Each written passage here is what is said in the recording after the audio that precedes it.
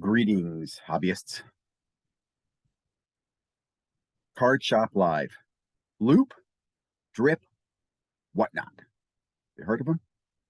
Those are four what I believe are live streaming platforms targeted towards the collectible industry selling their solution, buyer, seller, right? I have not used any of those systems. Now, I will say I've actually gotten promo codes on, I think, all four systems where somebody's giving me, 10, 15 bucks, whatever, to go try it. And I have accounts on all four. So I will plan. I think I'm going to try to use all four of them and then give you some feedback on my thoughts and opinions of it. I want to put this video together, kind of just give you some thoughts on what I'm seeing going on in the market space, specifically the Whatnot, and they're giving out money. And then these other ones that are coming out with Drip and Card Shop Live and Loupe, and other platforms are being used. Another quick thought I have here. What I am surprised about, this is not brand new, right? We're not really reinventing anything. QVC Live on eBay, platform. I'm surprised this hasn't been hacked yet or manipulated more. And what my first thought when I watch these markets is, who else is in the room? How do I know who they are? How are they verified? Kind of like if you went to a tax auction, right? You wouldn't have anonymous people doing a tax auction where it's a legality of betting on tax debt or something like that. Anyway, it's a totally different thing. But when I look at this, I think to myself, you have a room of 100, viewers, and somebody's selling something. What if 90 of those people are working together? Maybe 90 of those people are working with the seller. Maybe if 90 people are working against the seller, right? Maybe they're working together. I just think there's so many ways to manipulate the selling platform. And you see people melt down when they can't get the price they want to. The auction goes for lower. In fact, most of the time, like from my perspective, these platforms are great for a buyer, because I think you can snipe some pretty low deals.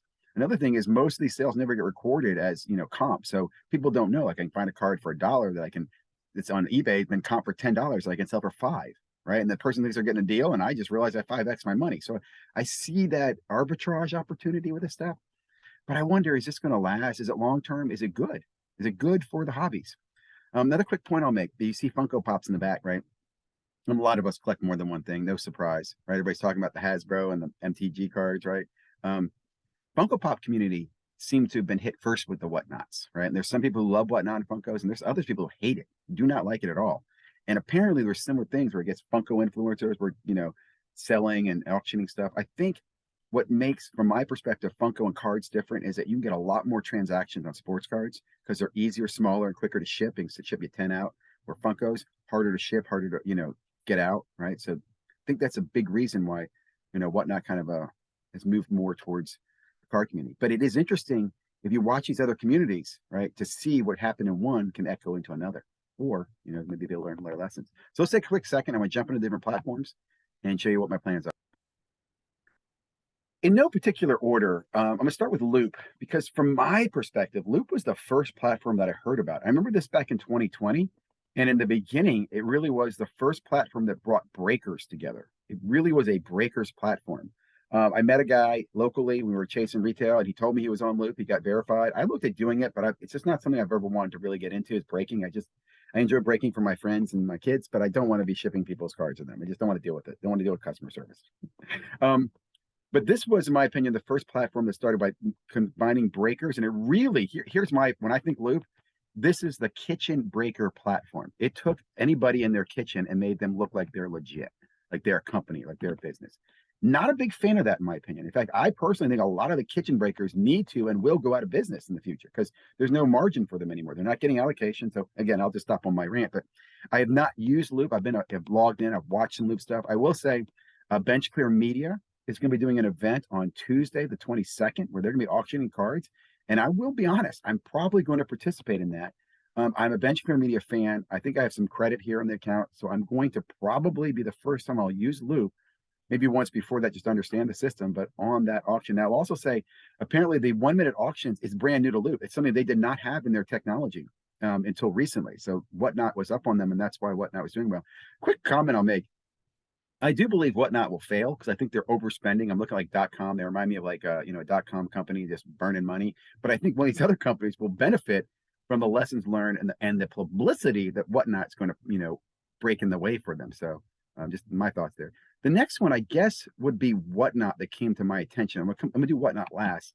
I want to talk about Card Shop Live.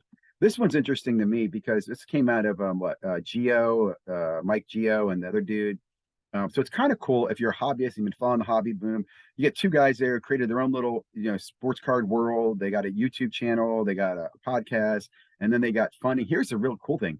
Cool, depending on who you think of this. They got funding from SGC, the grading company, millions of dollars, millions of dollars to build this platform. Now, my understanding, this platform is designed to be like a card shop, but virtually. So you can go into the card shop and buy products and stuff like that. Again, I haven't used it. I have a credit on this. I heard about them at the National over the summer. I heard about them before that, but I definitely signed up over the National. What I found is a differentiator for these guys, something that no one else has, right? These guys have NFT breaking. The Panini packs, NFT packs, you can break those, and they got breaks they fill, and they're doing that. Now, to be honest, I only heard about that by accident. I've never seen or participated in one. I like the Panini NFTs. Big fan of Panini NFTs. That's my thing. I like it. I would totally get involved in this, but I can't figure out when the damn breaks are happening. It doesn't seem to be very popular either. It's not like they're promoting it. I also think it's sad that no one is promoting it. I think if you look at what Backyard Breaks did for breaking, somebody could step up and do that for NFTs. I mean, I'm not telling you NFTs are an investment. Cards aren't an investment, but it's fun. It's fun. And it's easy to transfer and get them back and forth and trade.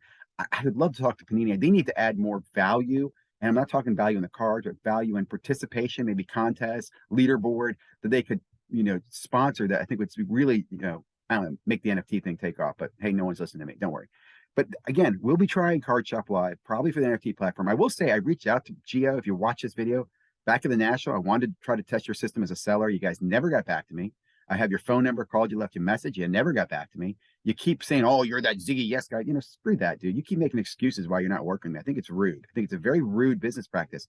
And I'm sharing that in that video that you kind of think about that. Remember, Card Shop Live guys are those two guys that are very biased, in my opinion, right? If you're not in their little clique, you're not going to get the treatment. So that kind of bothers me.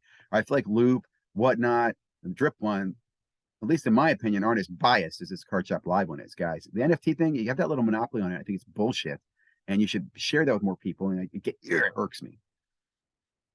Move on, Ziggy. Move on. Okay, next one up is this one Drip. Now, I'll be honest. I think I heard about Drip at the National. Got an account with them. I think I got like free $15. I want to say Dustin told me about Drip. Pretty sure Dustin, Sports Card Dad, told me about Drip. Card Shop Live, I heard from the Geo guys. Loupe, I heard from the guy back years ago when we were chasing retail. And then, like I said, Bench Clear's doing it. I haven't used this one at all either. I got some credits. In fact, that's funny. One thing I'll just say, hey, Dustin, you haven't even used it yet. You haven't shown us how to use it. Like, you could show us how to use it, maybe. I don't know. Show us how to use it. I'm going to use this one as well. Like I said, there are 4 out there. In fact, Drip might be the one that does the best because no one sees them coming, and these other guys might stumble and fall out of the way. Okay, let's go to the last one here. Whatnot. Great name. Heard so much about Whatnot. How they came to be. I guess I remember listening to Jeremy had one of the guys, and they were talking about the platform and how they went from pretty much a guy working in his basement to he's a multimillionaire now running a company. I think that's a great American story. I love it. But when I think about this, I think to myself and go, was there really any ingenuity here? I mean, there was, right? You built a platform, you're securing users. I guess so. It's good. Again, to me, I've been asked to be a Whatnot seller or whatever. I've been sent stuff. It has not caught my attention. I've been resistant to this. I am early adopter in many technologies. This one I've been like dragging my feet. I am going to get involved. What I use Whatnot for? I love using Whatnot to participate in Luca Tigers and Bronze conversations. That's the number one reason I use Whatnot. They put their little things on Sunday mornings. They also use the platform every now and then. I enjoy it. But I'll also say watching them use it made me realize that it's exactly what I thought. If you don't have a massive following of hundreds of active users coming into your live channel buying, then you're just making a conversation. It's basically a sports card show or a sports card store where no one's buying anything, right? And you're sitting there going, anybody want to buy anything? No one wants to buy anything. How about, we want a giveaway? Give me something for free. It's just, to me, I thought it was ridiculous. Like, I only think the only ones doing well with Whatnot, or if you have a high volume transactional store. And I think a lot of it goes back to the marketing part. And a lot of people think marketing is simply just saying, hey, buy my card. Hey, I'm going to do a freebie. Or there's more to that. Anyway, I digress. So in conclusion, if you made it this far through my video, let me see, stop that, right? Okay. I'm going to use these platforms probably before the end of the year, right? It's November 16th right now. I think I could probably get them in by the end of the year. And I'll make another video. But my initial thoughts are, why? And let me just say this last thing too. Whatnot, on the money you gave and the way you did the transaction, I thought you could have did something better. Like, made it a charity event. Like, we're gonna, for every dollar, we're gonna match that dollar going to charity. People like charity, man. There's a lot of good charities too in the community. Signature for Soldiers is a good one. There's some great children's charities. I would personally, I'll be honest, I did not participate in any of those freaking whatnot auctions that Jeff did, that Rothschild did, Roth kid, Roth dude. Who's the other one? Card collector. Because I just felt to myself, it made me sick. It's like you're just giving more money to him, right? I know he's already an advertiser, so you're making money. You're giving 50,000. That rubbed me the wrong way. Really wish you would have made that more of a charity event. Just my opinion, my thoughts. Or even better, dude, find some random schmo at a sports card store and give him 50,000. He has to spend on whatnot, right? He has to buy on whatnot. And then here's the best thing. Then you show him where he's getting all the packages coming home. And you go, what do you do now? Well, how you can resell them or whatnot. That would have been a much better promo. But giving 50 grand and 25 grand to people that already are making that much money, or I don't know. I like those people. No offense to them. Hey, I take the money too, dude. Hey, next time you want my attention, whatnot, don't tell me, do I want to sign up for the platform? Ask me if I want 25 grand. Have a great day. Stay safe. Stay healthy.